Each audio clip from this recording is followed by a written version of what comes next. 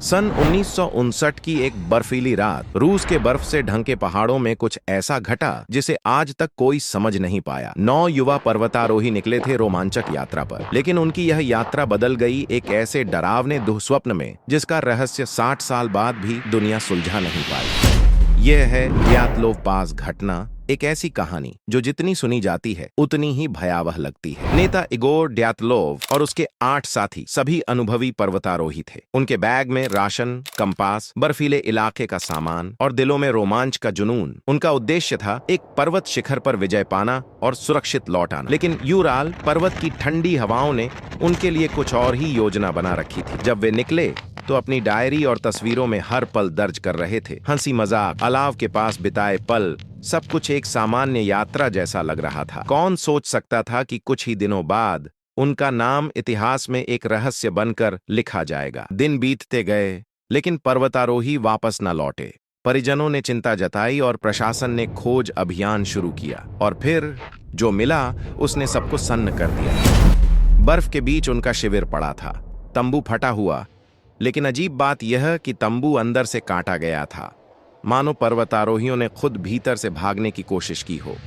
और बाहर बर्फ पर पैरों के निशान, नंगे पैरों के। सोचिए, -30 डिग्री में कोई नंगे पैर क्यों भागेगा? खोज दल आगे बढ़ा और एक एक कर शव मिलने लगे। पहले कुछ पर्वतारोही मिले बिना कपड़ों के, केवल अंतर्वस्त्र में, मानो वे इतनी जल्दबाजी में भागे हों कि पहनने का समय ही न मिला। फिर एक शव मिला जिसकी पसलियां टूटी हुई थीं, लेकिन त्वचा पर बाहरी चोट का कोई निशान नहीं। एक महिला पर्वतारोही की आंखें गायब थीं और दूसरे की जीभ। सबसे चौंकाने वाली बात, उनके कपड़ों पर रेडिएशन के चिन्ह मिले। सोचिए, एक साधारण ट्रैकिंग यात्रा में विकिरण का क्या काम? जांचकर्ता हैरान थे। आधिकारिक रिपोर्ट में लिखा गया, एक रहस्यमयी प्राकृतिक शक्ति ने उनकी मृत्यु कराई। लेकिन वह शक्ति क्या थी, कोई नहीं जानता। कुछ लोग कहते हैं हिमस्खलन, एवलांच हुआ होगा, लेकिन तंबू का ढांचा और चोटें मेल नहीं खाती। कुछ कहते हैं यह सोवियत सेना का गुप्त हथियार परीक्षण था जिसमें पर्वतारोही गलती से फंस गए। यूएफओ प्रेमी मानते हैं कि यह एलियंस का काम था, क्योंकि उसी रात आकाश में अजीब नारंगी रोशनी देखी गई थी। और एक डरावना सिद्धांत यह भी है कि पर्वतारोही आपस में